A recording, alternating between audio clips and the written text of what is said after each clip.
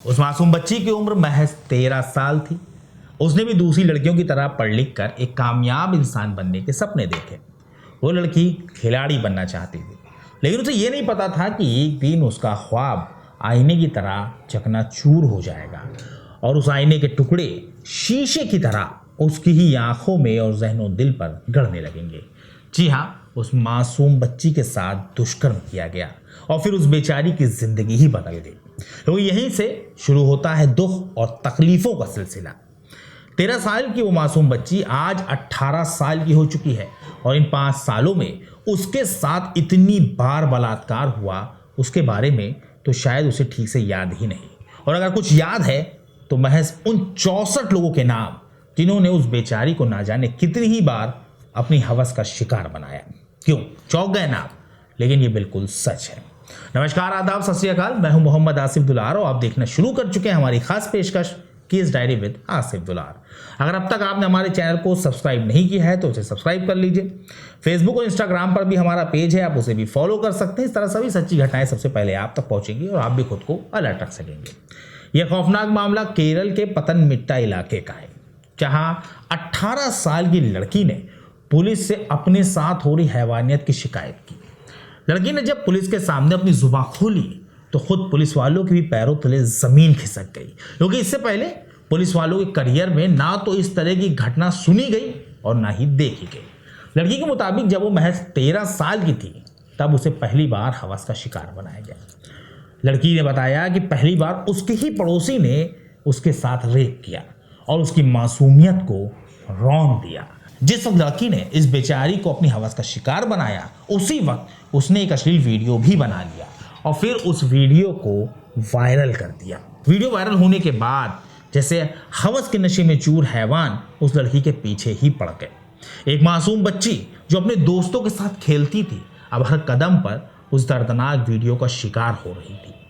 पीड़िता एक खिलाड़ी बनकर देश का नाम रोशन करना चाहती थी। इसके लिए वो स्पोर्ट्स की ट्रेनिंग भी ले रही थी, लेकिन हद तो तब हो गई जब उसका वीडियो उसके बाकी खिलाड़ी साथियों ने देखा और वो भी उसे ब्लैकमेल करने लगे। पीड़िता के मुताबिक उन लोगों ने लड़की का वीडियो वायरल करने की धमकी देते हुए उसके साथ रेप किया और ऐसा एक बार नहीं बल्कि कई बार किया गया। उसे अक्सर इस यौन शोषण का सामना करना पड़ता था, जो अब उसकी जिंदगी का हिस्सा बन चुका था। क्या आप सोच सकते हैं कि जिस लड़की को सपनों की ओर बढ़ना था, उसे हर कदम पर दर्द और घृणा का सामना करना पड़ा। उसके दोस्तों ने भी उस लड़की के साथ कई बार बलात्कार किया और तो और उसके कोच और दूसरे एथलीट साथियों ने भी उसके जिस्म से खिलवाड़ किया। इस बच्ची के साथ हैवानियत की हदें पार हो रही थी और वो बस चुपचाप सब कुछ सहती जा रही थी। आप खुद सोचिए कि एक 13 साल की बच्ची भला क्या जाने कि उसे क्या करना चाहिए और उसे इन सब से कैसे बचना चाहिए। डर के मारे उसने कभी किसी से मदद भी नहीं मांगी, क्योंकि उसे डर था कि कहीं फिर से वो बदनाम ना हो जाए। लेकिन उसका ये सोचना बिल्कुल गलत था। एक एक दिन उसने अपनी तकलीफ़ों को दिल में दबा कर जी लिया। वो हर दिन खुद से पूछती थी, मैंने इतना बुरा क्या किया है जो मुझे ये सब झेलना पड़ा? क्या समाज में मेरी कोई आवाज़ नहीं है? लेकिन बात यही ख़त्म नहीं होती। लोगों की नज़रों में उस बेचारी के लिए गंदगी भर चुकी थी। एक दिन तो उसके साथ सार्वजनिक स्थान पर दुर्व्यवहार हुआ। सरेराह उस बेचारी के साथ बदतमीजी की गई, जिसके बाद वो अंदर से पूरी तरह टूट गई।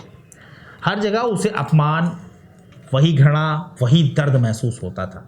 स्कूल, मार्केट, ट्रेन, हर जगह उसका अपमान किया गया।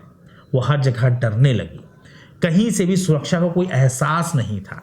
वो सोचने लगी कि क्या कोई कभी उसे समझेगा, क्या कोई उसे दर्द से बाहर निकालेगा, या फिर वो ऐसे ही जिंदा लाश बनकर इस दुनिया से चली जाएगी। एक दिन जब वो लड़की अपने घर में बैठी थी तभी महिला सामाख्या नामक संगठन के लोग उसके घर पहुंचे। उन्होंने उसका विश्वास जीता और उससे पूरी बात पूछी। जब उस लड़की ने पहली बार अपनी जुबान खोली तो महिला संगठन के लोग भी रोने लगे। उन्हें अपने कानों पर विश्वास ही नहीं हो रहा था कि किसी मासूम लड़की के साथ ऐसा भी हो सकता है। महिला संगठन की मदद से वो लड़की पथानामथिट्टा एसपी के सामने अपनी खौफनाक आपबीती लेकर पहुंची और वहां सब कुछ उसने बयां किया, जिसे सुनकर खुद एसपी के भी पैरों तले जमीन खिसक गई। उस लड़की ने बताया कि अब तक 64 लोगों ने उसके साथ बलात्कार किया है। जिसके बाद एसपी के आदेश पर कई अलग अलग पुलिस थानों में मुकदमा दर्ज किया गया और पुलिस ने तत्काल कार्रवाई करते हुए 10 से ज़्यादा लोगों को गिरफ्तार कर लिया और जेल भेज दिया। जिस वक्त इस लड़की के साथ पहली बार बलात्कार किया गया उस वक्त वो बेचारी 8वीं कक्षा में पढ़ाई कर रही थी। फिर पूरे 5 सालों तक हैवानियत का ये सिलसिला चलता रहा और उसके साथ बलात्कार होता रहा। इस खबर को दिखाने का हमारा मकसद ये बिल्कुल भी नहीं है कि हम किसी तरह की सनसनी पैदा करें या आपके अंदर कोई दहशत पैदा करें, लेकिन बल्कि हम ये आपको समझाना चाहते हैं कि अपनी बेटियों के अंदर इतना हौसला भरिए कि वो अपने साथ हो रही किसी भी गलत चीज़ का एक तो विरोध कर सके और विरोध ना भी कर पाएँ तो वो कम से कम घर में इस बात को शेयर ज़रूर करें। दर्द और तकलीफ़ को सहना समस्या का हल नहीं है।